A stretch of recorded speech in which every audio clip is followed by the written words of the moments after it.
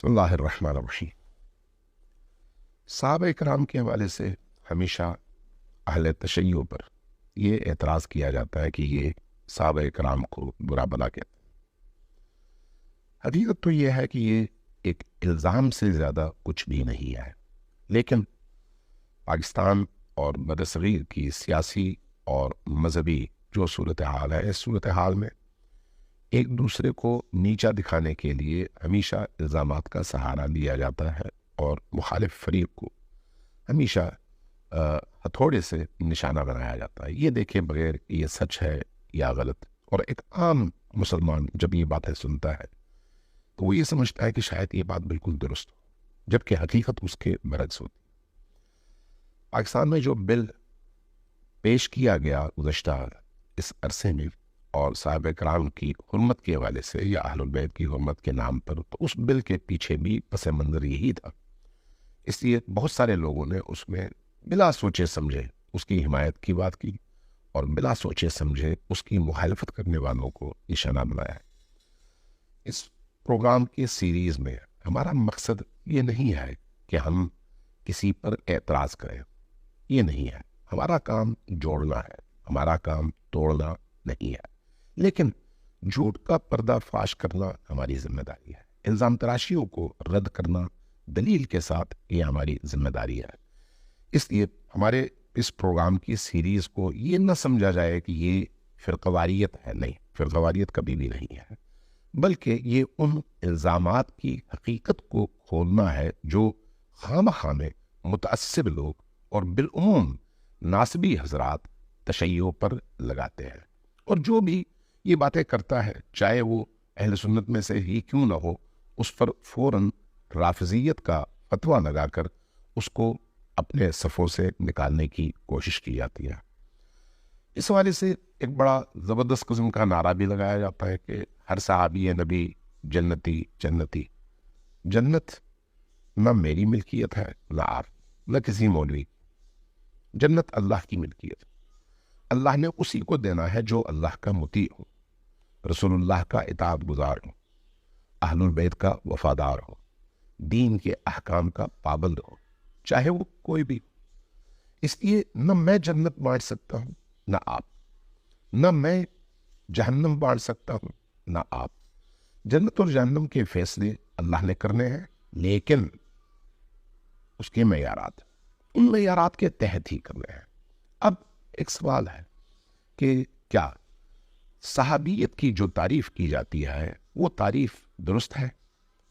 کہا جاتا ہے کہ صحابی وہ شخص ہے جو رسول کریم کو ایمان کی حالت میں دیکھے اور ایمان کی حالت میں مر جائے، تو وہ صحابی ہے۔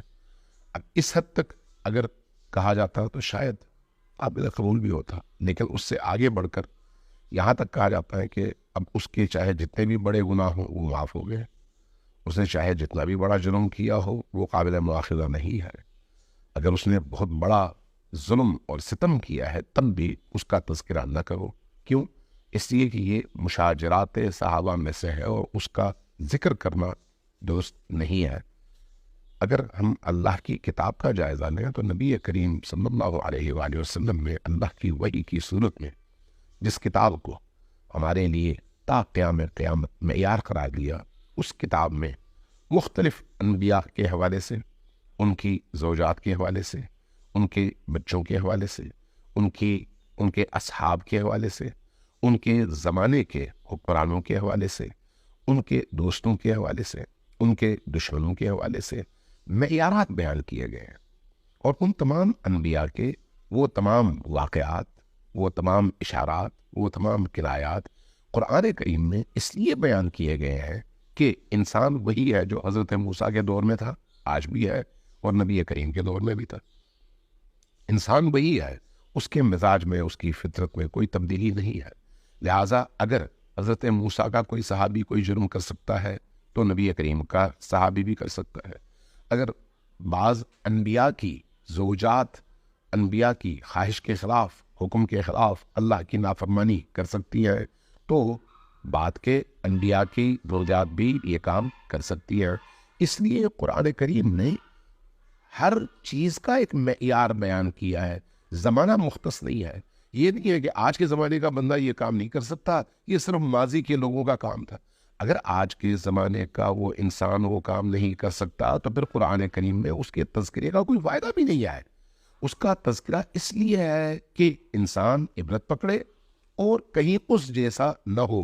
قرآن میں جہاں جہاں ہمیں متوجہ کیا گیا ہے وہاں پر یہ بات کہی گئی ہے کہ کہیں ایسا نہ ہو کہ تم بھی سابقہ انبیاء کے اصحاب کی طرح کرو، تم بھی سابقہ انبیاء کے دور کے لوگوں کی طرح سے کرو، ایسا نہ ہو۔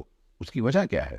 تاکہ ہم نبی پاک صلی اللہ علیہ وآلہ وسلم کے امتی کی حیثیت سے ان تمام جرائم سے اپنے آپ کو پاک رکھیں اور اللہ کے عبد اور مطیع بن کر نبی کریم کے امتی کی حیثیت سے دین کی تعلیمات پر عمل کریں اور نجات پائیں۔ یہ ہے آج کی اس گفتگو کا مقدمہ۔ ہم اس پوری سیریز میں انشاءاللہ تعالی مختلف موضوعات پر ان اعتراضات کا جواب دیں گے جو ہم پر کیے جاتے ہیں، یعنی مکتب تشیع پر، اور اس میں گالم گلوچ نہیں ہے، اس میں برا بلا کہنا نہیں ہے، اس میں کسی کی برتری اور کسی کی کمتری ثابت کرنا مقصود نہیں ہے۔ مقصود صرف یہ ہے کہ ہم حقائق سے پردہ اٹھائیں، کتابوں کے اندر جو کچھ موجود ہے اس کو بیان کریں اور فیصلہ عوام پر چھوڑیں کہ عوام فیصلہ کریں کہ حق کیا ہے اور باطل کیا ہے۔ عوام فیصلہ کریں کہ صحیح کیا ہے اور غلط کیا ہے۔